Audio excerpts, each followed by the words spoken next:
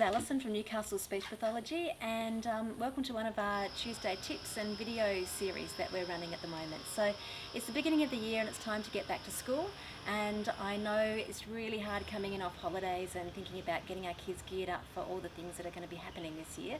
But I thought a great way to kick off this series would be to have a chat to my friend Suzie Garmeister, who is actually a nutritionist with her business Branch and Vine Nutrition here in Newcastle. And Suzie is really passionate about kids' nutrition and health and how that affects behaviour. Now, we all want our kids to get off to a great start to the school year. We do. We want the behaviour to be right on point so they're ready to learn.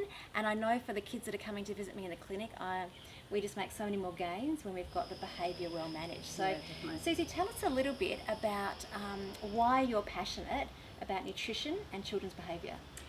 Okay, well, my passion for nutrition started about 14 years ago when my then 4-year-old son started to show some real uncharacteristic and unfavourable behaviour, to say the least. And it kind of grew over about roughly a 6-month period, and he was getting more aggressive and frustrated, and he really wasn't that type of kid originally. So it culminated in when I went to a preschool event with his younger brothers, and he actually put his hands around the throat of another child, which of course was devastating as a mum, and really frightened me as to what was going on. So now I know he's a gorgeous boy and he's not prone to that behaviour, No, so that was no. not normal. Totally not normal. Yeah. Very outgoing, but not in that way. Usually really friendly. And what happened was I was a mess at that point, and I went home and basically had my hand on the phone to call a psychologist. Things had been happening, so it wasn't just a one event. And as I reached for the phone, a thought came to my head: what if it's the food? And from that point on, I let go of the phone and I did a lot of research and changed his diet in an elimination diet process way. And what happened was, over about a 6-week period, his behaviour changed beautifully. He actually went better to his behaviour that was before we actually realised there was a problem. So it was a real eye-opener to me that food can actually have an impact on children's behaviour. Yeah, that's amazing. Yeah. So there's definitely a place for psychologists when Absolutely, yeah. when that's needed, but this is a great place to start, isn't it, with food? Totally. Yeah. And there could have been, there's different ways to fix behavioural problems, obviously, and in my son's case it was a food issue. He could have needed medication, he could have needed psychology or counselling, but I went here first, and that was the first port of call, and it was great. Yeah. Great. So what are some things that you've learned about nutrition and behaviour, because you've had other sons? And Yes, I've got 3 beautiful boys.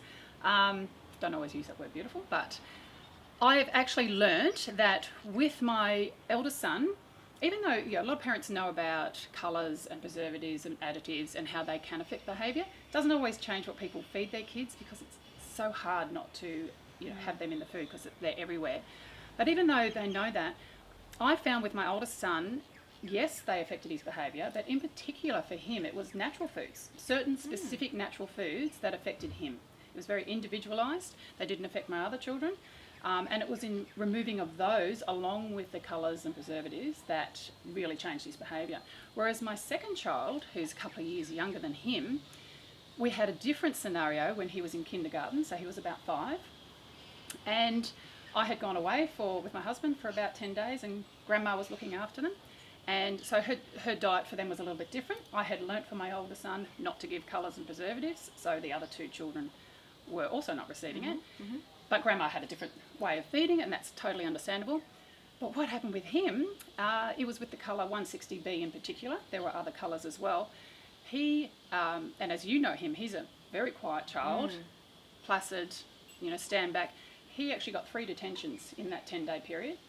And it's a little bit comical now, but he was basically threatening other children with sticks and taking their lunch money, and he was 5. So that is so not him. Just as a result of the change of the diet? Totally as a result of the change of the diet.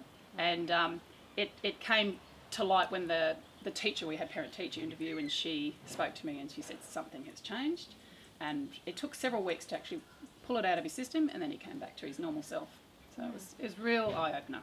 So I think you make a really interesting point that it's unique to each child. So it's not just saying we've got to get rid of this food or that food. I mean, apart from the preservatives and the colours when we can. But as a general, yeah. But some of the natural foods that we would think are very good for our children, it's very personalised. So Totally, yeah. we can't make blanket statements about what they can and can't have. They need an individual plan, really. Absolutely, absolutely. And, you know, for the most part, you know, the natural way of eating is great for most. But, you know, there are some tweaks that are needed. There's natural chemicals in food that can affect not just children but adults, of course, but it's heightened, and I found it is definitely heightened in children. And as my children are now older teenagers, they can have a bit more of those natural foods and it doesn't affect them as much. But we really do manage it and watch it and pull things back when their behaviour's getting a bit out of control. So what would you say to parents who are a little bit concerned about their children getting the right start to the school year? We know that kids are very relaxed coming off holidays, but put them in a tense environment of school, behaviours can sort of bubble to the surface. What would you recommend for those parents? Well, as we know, with holidays, kids can sleep in, and you know, their sleeping patterns all out of whack as well because they go to bed later and they're having holiday food, as you might call it.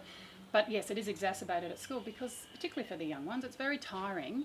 And the purpose of school is to learn, you know, and you have to be focused. You've got to concentrate, and you know, poor teachers need the children not to act out. A lot of moods and behaviours can come out if the wrong food is being given.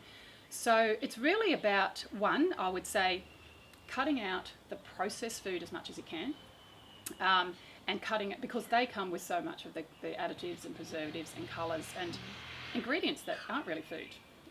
Not to mention highly laden with sugars and trans fats and so on. And really looking at a more natural lunchbox, so looking at what comes from land and not from a laboratory. So going simple, single ingredient or minimal ingredient, home cooked.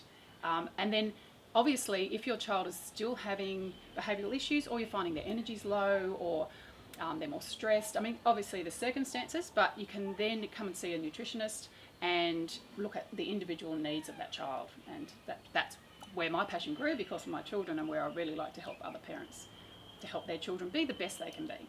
Great. Excellent. Well, thank you, Suzie. Thanks for having a chat with us today. No worries. It's really lovely to be reminded of some of the things that we can be doing as parents in our families to give our kids the best start. So if you would like to find out more about Suzie and her business and Newcastle Speech Pathology, then just follow the links below. And we'll see you next time.